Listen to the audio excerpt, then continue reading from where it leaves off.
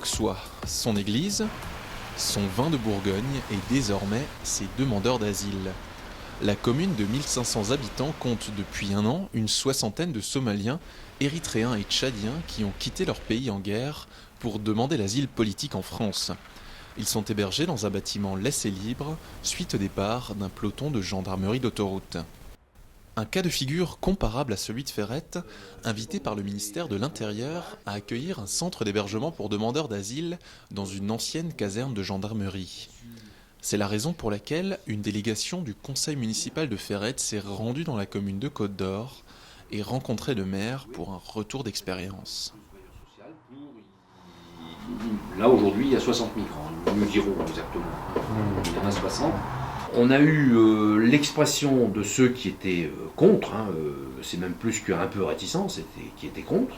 Donc ceux-là se sont exprimés largement. Mais tout compte fait avec le recul, c'est une minorité. Dans le sens où la majorité silencieuse était plutôt attentiste en disant bon, on va voir comment ça se passe.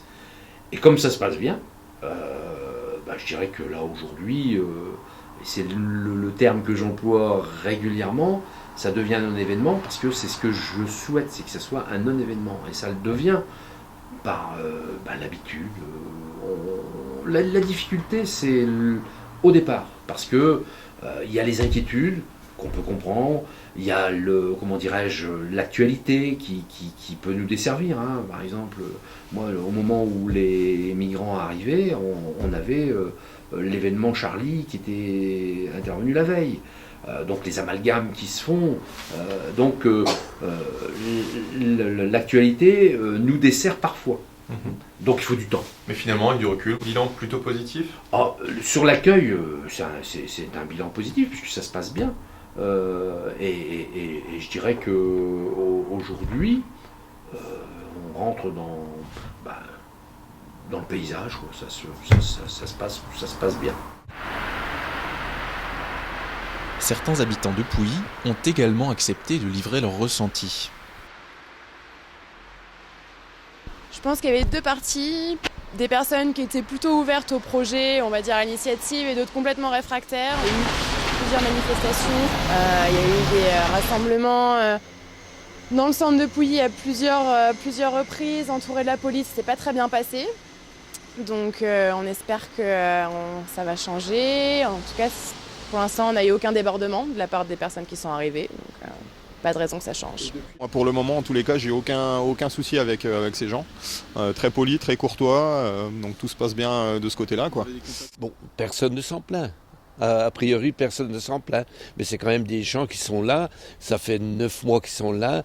Ils ne travaillent pas. Bon, on les voit se promener, on les voit aller à droite, à gauche. Ils essayent je pense, de s'acclimater quand même à la ville. Et jusqu'à présent, ils essaient de communiquer comme ils peuvent. Ils apprennent progressivement le français. Mais ça se passe plutôt bien. En tous les cas, ils gênent pas la commune. J'ai pas eu d'écho en tous les cas négatif de tout ça, quoi.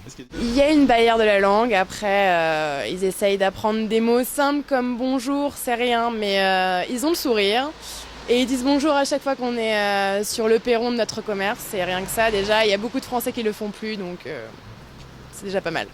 Et avec mon gamin, on a retapé quelques vélos qu'on avait chez nous, je sais plus, 4 ou 5 véhicules qu'on a remis en état et on leur a proposé, mais c'était super, quoi. Il faut pas oublier qu'il se passe des choses horribles dans leur pays, et s'ils demandent l'asile politique, c'est pour une raison bien précise, c'est pour pas qu'ils se fassent tuer.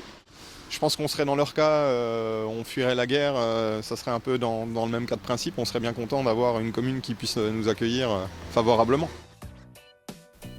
Au final, la majorité des habitants interrogés ne se montrent pas défavorables à la présence de ces demandeurs d'asile.